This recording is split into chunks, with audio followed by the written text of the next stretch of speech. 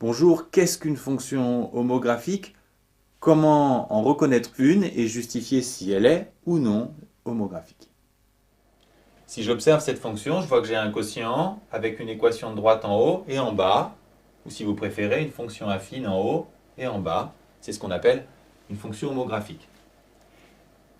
Cette fonction avec une constante en haut est aussi une fonction homographique. 7 est aussi une fonction affine. Attention par contre, si le bas est une constante, on peut simplifier la fraction. Et en fait, ici, on a une fonction affine. Alors finalement, qu'est-ce que c'est une fonction homographique?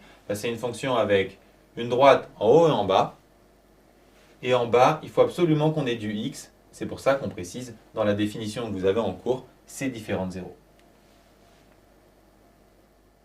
Un exercice type de début de leçon. Déterminer si on a une fonction homographique et justifier pourquoi.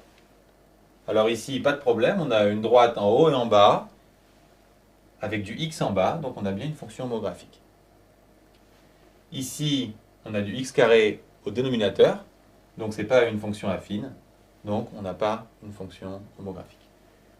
Ici, on a bien une droite en haut et en bas, pas de problème. Ici, on a du x carré au numérateur, donc ce n'est pas une fonction homographique. Et enfin, la dernière, c'est le cas particulier qu'on a vu précédemment, ça peut se transformer sous la forme d'une fonction affine, puisqu'on a une constante en bas. Même question, sauf que cette fois, vous pouvez le voir, les fonctions sont constituées d'un quotient et de quelque chose d'autre. Donc, pour juger si on a des fonctions homographiques, il faudra d'abord mettre au même dénominateur, ce qui est la clé dans ces exercices. Les calculs sont un peu plus lourds, puisque pour mettre au même dénominateur ici, il faut multiplier par 2x plus 5 en haut et en bas. Ensuite, on va tout rassembler sur 2x plus 5. On a 1 plus 2x carré plus 5x.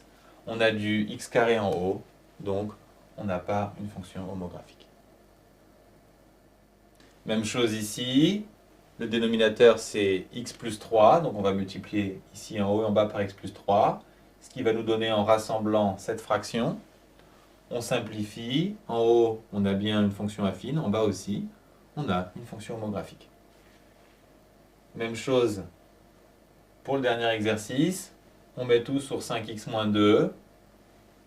On développe le numérateur et on voit qu'on a bien une droite en haut, une droite en bas, on a du x, il n'y a pas de souci, c'est une fonction homographique.